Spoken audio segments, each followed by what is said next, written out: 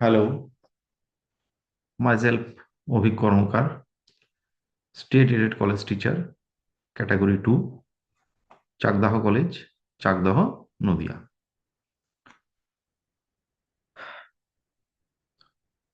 আজকে আমরা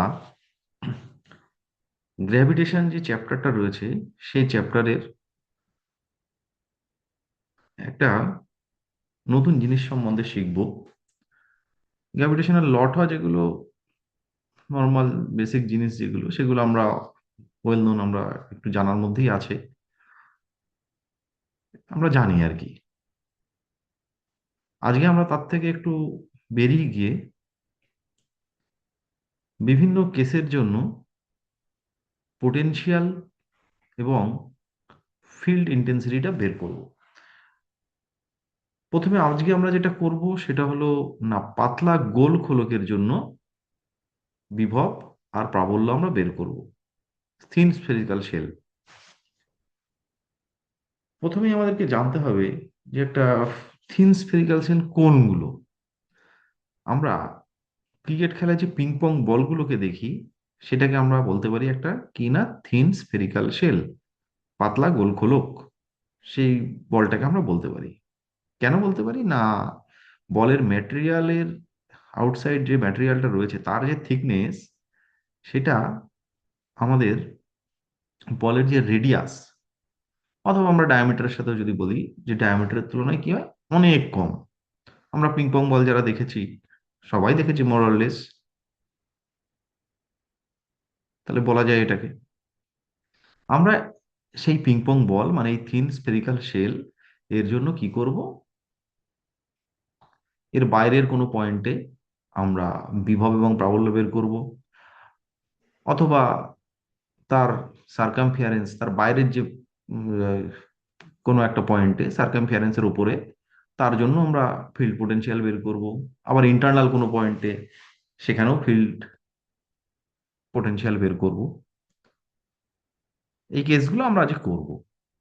তো সেইগুলো করতে গেলে আমরা কি করেছি না, এখানে এ ব্যাসার্ধের আমি একটা এরকম পাতলা গোল খোলক কনসিডার করে নিয়েছি, যেটা অরিজিন ও,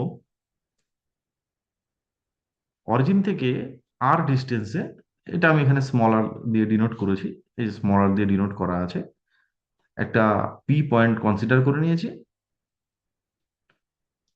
পি পয়েন্ট আমি প্রথমে বাইরে দেখাচ্ছি, এই বাইরের জন্য বের করে নেব। তারপরে পি পয়েন্টটা শিফট করে যখন উপরে চলে আসবে এই সেলের, তার জন্য বের করব। আবার যখন ভেতরে কোনো একটা পয়েন্ট ধরে নেব তখন তখন আবার তার জন্য পোটেনশিয়াল আর ফিল্ড বের করব। তো আমি এখানে কি করতে হচ্ছে না, টোটাল যে স্ফেরিক্যাল শেলটা রয়েছে তার জন্য কিন্তু আমি পোটেনশিয়াল বা ফিল্ড একবার একসাথে বের করতে পারি না। সেটা বের করতে গেলে আমাকে কি করতে হবে, এটাকে অনেকগুলো ছোট ছোট পোর্শনে ভাগ করে নিতে হবে। তাহলে এখানে আমি কি করেছি না, এই যে B B prime C prime C, এখান থেকে একটা পোর্শন আমি কেটে নিয়েছি।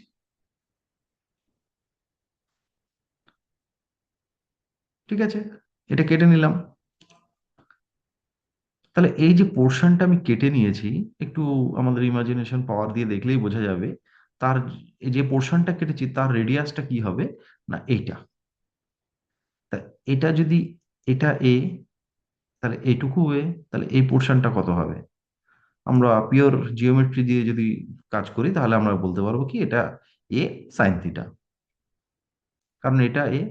তাহলে এটাকে যদি আমি একটা নাম দিই, এখানে দেওয়া নেই, সাপোজ এটা এক্স হয়, তাহলে B prime X by O B prime মানে কি লম্ব বাই অতিভুজ সাইন থিটা। তাহলে বি ও বি প্রাইম মানে কত এ, তাহলে সেটা আমরা লিখতে পারি কি, তাহলে এই বি প্রাইম এক্স যদি একটা ধরে নিই ক্যাপিটাল এক্স, তাহলে এটাকে আমরা বলতে পারবো কি না এ সাইন থিটা।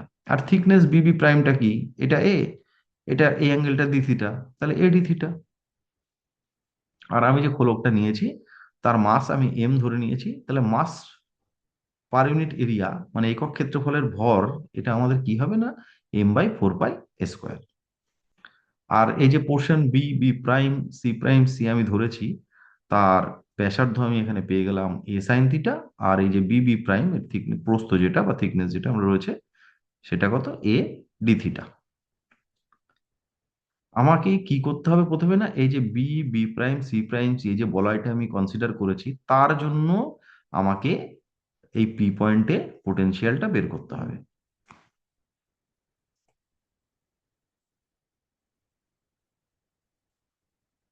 পি পয়েন্টে আমাকে পোটেনশিয়ালটা বের করতে হবে।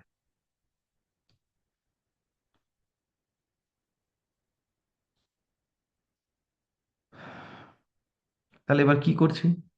তাহলে এই B, B prime, C prime, C, এই যে বলয়টা, তার জন্য যদি পোটেনশিয়াল আমি ডিভি ধরি, তাহলে ফর্মুলা অনুযায়ী কি হবে? ফর্মুলা কি হয় না, মাইনাস জিএম বাই আর। তাহলে এখানে আমাকে এই বলয়টার ভরটা কত বের করতে হবে, আর ডিস্টেন্সটা কত, এক্স। ফর্মুলা জেনারেলি কি, minus G into mass by distance. তাহলে এখানে কত, মাসটা কত, এই B, B prime, C prime, C যে বলয়, তার ভরটা আমি বের করব, আর ডিস্টেন্সটা কত, এক্স। সেটা বলয়ের ভর বাই এক্স লিখেছি। এইবার আমার কাজ হলো নাকি বলয়ের ভরটাকে বের করা। তাহলে বলয়ের ভর বের করতে গেলে আমাকে কি করতে হবে? মাস পার ইউনিট এরিয়া আমি লিখেছিলাম কত না, এম বাই 4 পাই স্কোয়ার।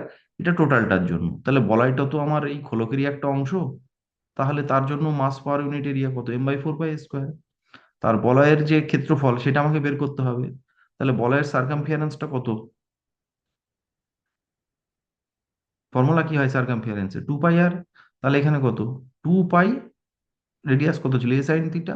তাহলে কি আসলো, এ সাইন থিটা চলে আসলো। 2 পাই এ সাইন থিটা ইন্টু তাকে থিকনেস দিয়ে গুণ করেছি, এডি থিটা। তাহলে আমি কি পেয়ে গেলাম, না এরিয়া পেয়ে গেলাম। তাকে মাস পার ইউনিট এরিয়া দিয়ে গুণ করলাম। মাস পার ইউনিট এরিয়া কত, M/4 পাই স্কোয়ার। নর্মাল কাটাকাটি করার পরে আমরা বলয়ের যে ভরটা পেলাম, সেটা কি আসছে, না M/2 sign theta D theta. তাহলে এই বলয়ের ভরটা এবার এখানে বসিয়ে দিলাম। তাহলে আমাদের পোটেনশিয়ালটা কি দাঁড়ালো, মাইনাস জি, আর বলয়ের ভরের জায়গায় কত, M sine theta D theta by 2 into X ছিল, আমাদের এক্স চলে আসলো।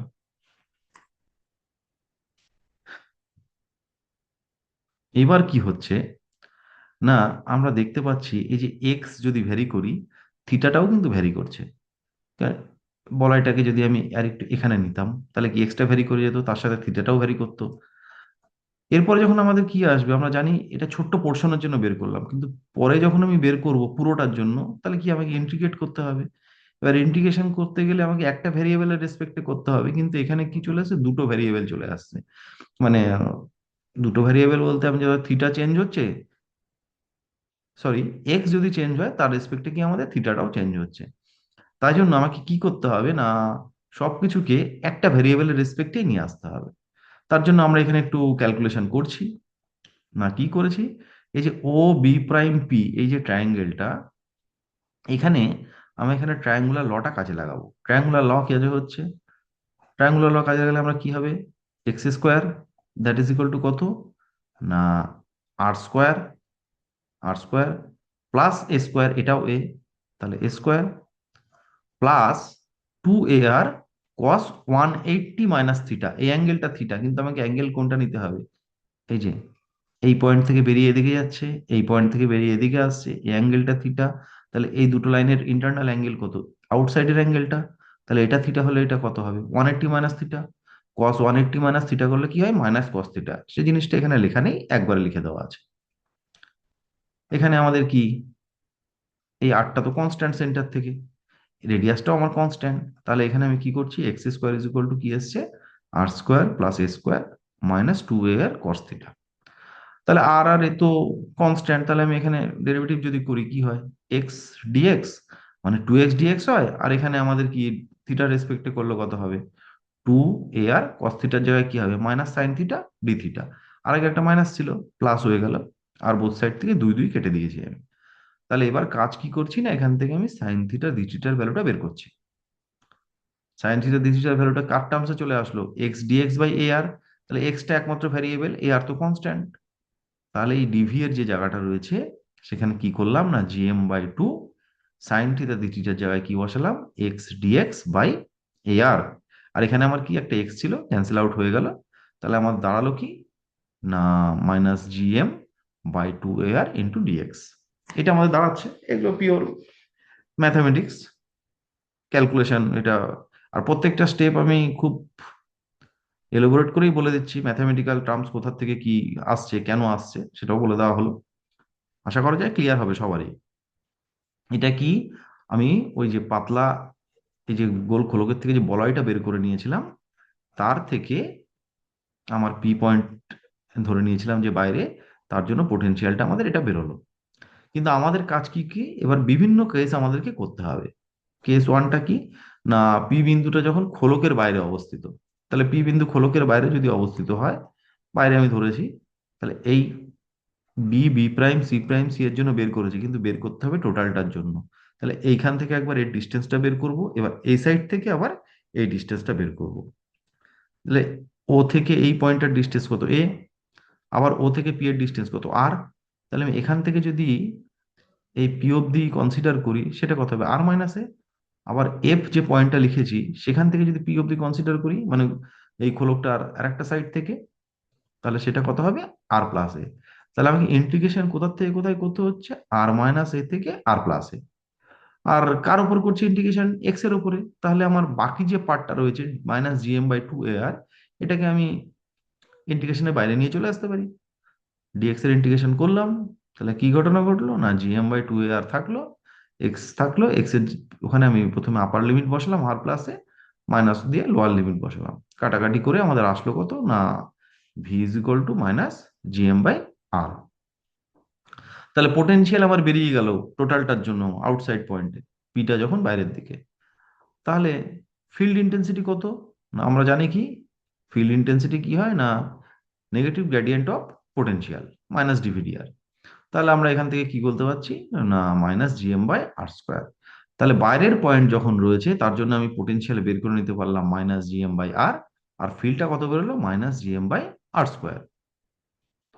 এইবার কি বলছে, না এই যে পি পয়েন্টটা, এটা শিফট করে করে খোলকের পৃষ্ঠে অবস্থিত হয়ে গেল on the thin spherical shell. যদি হয় তখন কি হবে, তখন কি হচ্ছে, এক্স এর ভ্যালুটা কোথা থেকে কোথায় ভ্যারি করছে, না জিরো থেকে টু এ অব্দি আমাদের ভ্যারি করছে, জিরো থেকে টু এ অব্দি। তাহলে এখন লিমিটটা কত, জিরো থেকে টু এ অব্দি হবে। তাহলে জিএম বাই টু এ আর যেটা ইন্টিগ্রেশনের বাইরে থাকলো, ডিএক্স এর ইন্টিগ্রেশন করলে হয় শুধু এক্স, লিমিট বসালাম টু এ, তাহলে দাঁড়ালো কি মাইনাস জিএম বাই আর। আর আর ইকলস টু কত, এ পৃষ্ঠে, তাই জন্য minus GM by A. Similarly derivative করলে কত চলে আসলো, মাইনাস জিএম বাই স্কোয়ার। তাহলে যখন পৃষ্ঠে অবস্থিত হয়, তখন পোটেনশিয়ালটা কত হলো, মাইনাস জিএম বাই এ। আর ক্ষেত্র প্রাবল্য কত আসছে, না মাইনাস জিএম বাই স্কোয়ার। এবার আমি কি বলছি, না পি বিন্দুটা খোলকের মধ্যে অবস্থিত, তার মানেটা কি, এই পি পয়েন্টটা শিফট করে করে এরকম কোন একটা জায়গায় আমি ধরে নিলাম। তার মানে কি, এই যে আর ডিস্টেন্সটা ধরেছিলাম, ও থেকে এইটুকু ডিস্টেন্স তখন আর দাঁড়াচ্ছে, আবার এই টোটালটা হলো এ। তাহলে এই পয়েন্টটাকে যদি কনসিডার করি, লিমিটটা কত হয়ে যাবে, তখন এটা আর এর থেকে বড়, তখন আমার লিমিটটা কি হবে, না এ মাইনাস আর থেকে এ প্লাস আর। একই রকম ভাবে জিএম বাই টু এ আর ইন্টিগ্রেশনের বাইরে নিয়ে নিলাম, ক্যালকুলেট করলাম, দাঁড়ালো কত, মাইনাস জিএম বাই এ। তাহলে আর এর রেসপেক্টে এ তো কনস্ট্যান্ট, তাহলে ডেরিভেটিভ যদি করি, ক্ষেত্র প্রাবল্য কত চলে আসলো আমাদের, জিরো। তাহলে আমরা এখান থেকে কি প্রমাণ করতে পারলাম, যে না যদি কোনো ভেতরের পয়েন্ট হয় গোল খোলকের, তাহলে ক্ষেত্র প্রাবল্য বা ফিল্ড ইন্টেন্সিটি যেটা, সেটা আমাদের কত হয়ে যাবে, জিরো হয়ে যাবে। তাহলে এবার আমরা একটু একটু শর্টে আবার একটু জিস্ট করে বলে দিই। তাহলে এই থিন স্ফেরিক্যাল শেল নিয়েছিলাম, টোটালটাকে একবারে বের করতে পারি না, তাই জন্য আমি সেখানে বলয় আকৃতির শেপ কেটে নিয়েছিলাম। এবার প্রথমে এই ছোট্ট বলয়ের জন্য বের করতে হবে, তারপরে ইন্টিগ্রেশন করে টোটালটার জন্য বের করতে হবে। এই হলো আমাদের ঘটনা, সেই স্টেপগুলো সবই বলা হলো। আশা করি পুরোটাই সবার কাছে ক্লিয়ার হবে। Thank you.